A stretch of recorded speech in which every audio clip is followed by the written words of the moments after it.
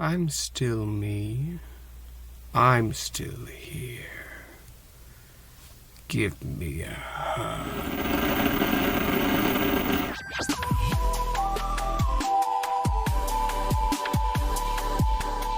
Hello everybody, my name is ProfPixel, here once again for Doctor Who Redacted, Episode 8, Ghosts. If you aren't aware of what Doctor Who Redacted is, well, I don't know how you clicked on the one that says 8, but, well, it is an audio drama podcast, and it's by BBC Sounds. And if you aren't listening to it, well, you are making a mistake. It's truly wonderful Doctor Who. It doesn't have a ton of the Doctor in it, but, you know, when has that ever stopped Doctor Who from being Doctor Who? Blink. Can we really say Love and Monsters? I'm going to say Love and Monsters. Now, I'm going to go ahead and talk about this episode, give you my non-spoilery thoughts before we get into what actually happens.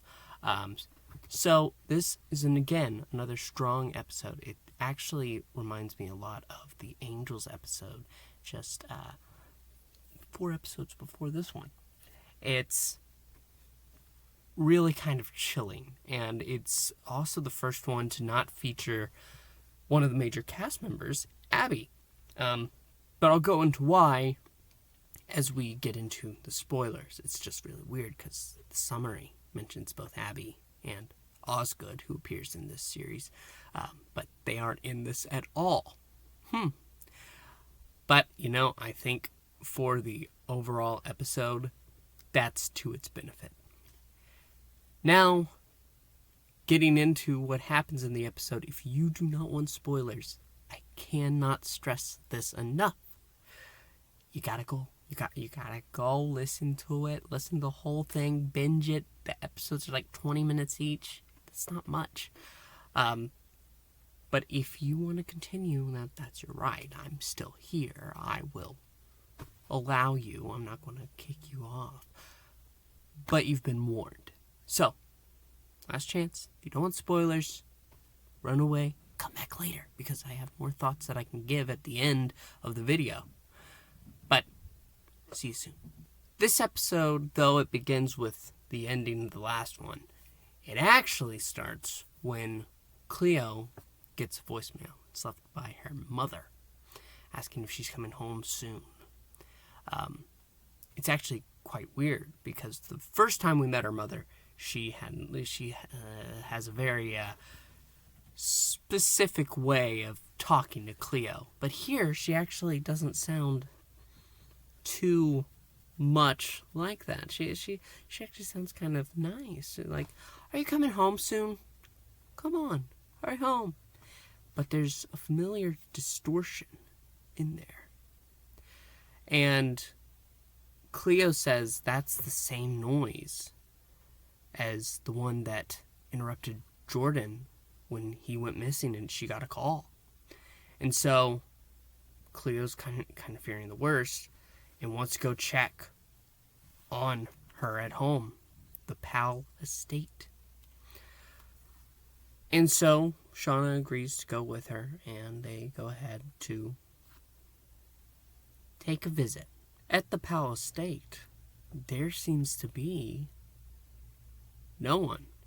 She's able to point out a few places. She's able to talk about a woman named Sally Salter, a trans woman that inspired Cleo growing up, that was with a band called No Hot Ashes, which actually has some connection to Mickey. No, we don't need to talk about Noel Clarke. Mickey Smith. You might have heard of him.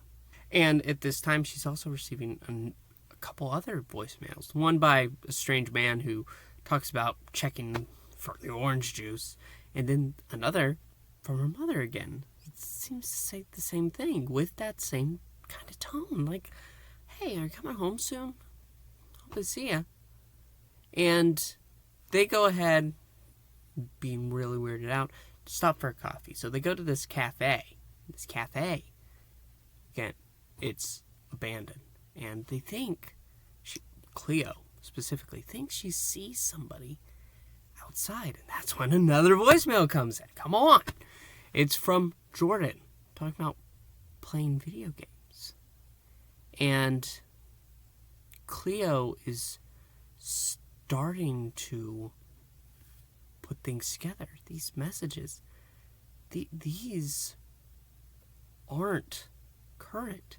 As soon as she gets another one talking about orange juice, she says, wait a minute, I know this guy. He used to be my neighbor. Growing up on the Palace Estate. She recognizes these are voicemails from the past. Things that they would just say to her. And they notice that nobody has entered this cafe that they're standing in for days. Because they check the back. Rotten food. Ah, God. That's when a truly strange thing happens. Shauna sees one of those figures outside in the window.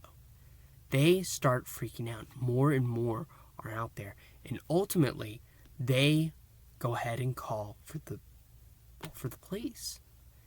And the operator listens to Cleo describe what's happening and says, there are people right around the corner. They will come by. Just wait right in there. We get to hear as the police come, and we hear them describe as they're watching out the window. These officers come out. They also see this multitude of ghostly figures. And as they are trying to just say, stop right there. And I think maybe one shot goes off. Can't really remember. One of the figures grabs the officer. The officer fades from existence as well. And they quickly just hang up the phone. They have to get out of there. And they do get out, but Cleo says they need to check on her mother. They have to get to her flat. And they do. They arrive, get in, and that's when the phone seems to have a call. Cleo goes ahead, picks it up, and it's her mother saying, "Oh, there you are. What are you doing? Where have you been?" And she's asking, "Mom, where are you?" And that's when Cleo's mom says, "She's right there." And she's told to turn around. And now Shauna's starting to freak out. And Cleo seems to she does turn around, looking at the figure. And it does sound like she's tempted to just go into her, albeit faded, mother and embrace her. But that's when the door opens. A figure tosses, I guess, a grenade. And it seems to force the ghost to vanish. And the girls are kind of thrown back. I guess they're knocked out. But they come to quickly. And they both realize the person that came was Requiem, who said last time, "I'm coming for you." Well, that's not threatening at all. But it's actually not. She's there to help them. And Cleo says, wait a minute. Why aren't you're still not showing your face. You got to give us something. And Requiem asked if they're companions of him. If they're friends of him. And I guess this figure still thinks of the doctor as a man. Well, after Cleo says that she's not going to take it, you're going to have to show your face, or no, I'm not going to follow you. She does, and she reveals that she's quite green. It's Madame Vastra. It's actually been a little while. It's not the same actress, unfortunately, but I guess she was unavailable. That's what it said anyway. But it's fine. It's great to have the character back in something. So, after she reveals herself the girls, even though they are weirded out by the green woman, they do follow her as she breaks open a window, and they seem to jump out. And that's where this episode ends. It's actually quite action-packed. You do tense up. Like I said, it's a lot like the Angels episode in that way, where there seems to be this presence surrounding, and I do mean presence in that way. It's very odd, however, that as we're listening to this, we don't have Abby at all. I understand that the crew for the Blue Box Files is what we're following, and Abby seems to be taking leave of that right now. It's just weird not hearing anything from her. But again, I think that does benefit the episode, because we're focusing on some truly chilling stuff with Shauna and Cleo. So it's kind of better for it. That being said, Abby is probably my favorite character of the crew, so not getting to hear from her is a little sad. But with Madame Vastra joining the fray, still remembering the doctor, it makes me wonder if who she lost was Jenny, her wife. But I don't know. It's very weird to think that Madame Vastra is still kicking in 2022 when the fact is that she lived in the 1800s with, of course, like we said, her wife, Jenny, and Strax. So is she working alone now? She says she's had people that disappeared, that she's not herself forgotten, but the world's forgotten. And it makes me wonder if that's supposed to be Jenny or if it's somebody new. I don't know the lifespan of a Silurian. Do you? If so, leave that down below. But I'm excited to hear what she's been up to, what she'll say. There's only 2 episodes left, and it makes me wonder where we can go from here. And as I asked last time, are they going to be able to wrap this up in a satisfying way? I hope so, and I certainly think they can. It just really depends on how they execute these last 2, and I know the pressure's on.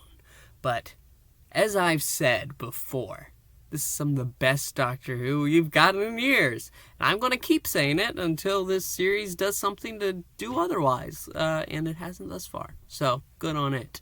I will say, I know in the last couple episodes I've been kind of negative towards Shauna. Here, when she's not obsessed over Abby, I can like her more. It's just easier for me to like her more when she's not kind of like a, how would I describe it? Like a lovesick pit bull, because she's got quite an anger in there at various things in the world. But, you know, I don't dislike her as a character, and I have no reason to dislike the actress. I don't know. I think she's a strong character. Truly. I just don't agree with how she's going about certain things, but I'm not going to say that's not true to her. This series fully realizes each of its characters and gives them their time to focus on what's important to them. And, you know, I actually, saying that, haven't critiqued it on anything, but I think while Abby, who's not in this episode, has her role as a full-time carer for her mom, what do we see of that in here?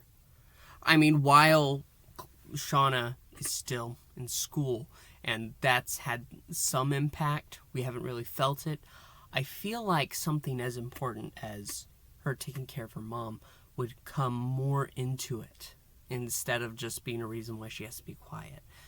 But that being said, they have a lot to fit in a short amount of time to do it. So I understand, but if I have to critique anything, it maybe would be that. But that in no way means this show is any worse. It's still great.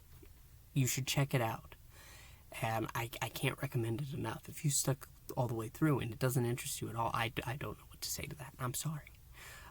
But if you have been following Doctor Who Redacted, I want to hear your thoughts. Go ahead, comment those below. Also, make sure to like and subscribe. Here on Mad Men with a Box, we do and cover a lot. And, well, we hope to do and cover a lot more. And with your support, well, we'll hopefully be doing more of that. Also, make sure to check out anything that's coming out from Chris. He does audio drama reviews as well. But for Big Finish, I've joined him on a couple. Just did one recently where 10th Doctor, 6th Doctor team up. That's great. Awesome. You should check those out. And every Wednesday, I'm going off of American time. I'm sorry. But Wednesday, 11:30 p.m. EST, we have a weekly show that we do live. Make sure to check that out too if you can. But that's about all the time I have for today. I want to thank you so much for, well, watching. And as I said before, see you soon. Geronimo, Alonze, see you next time. Goodbye.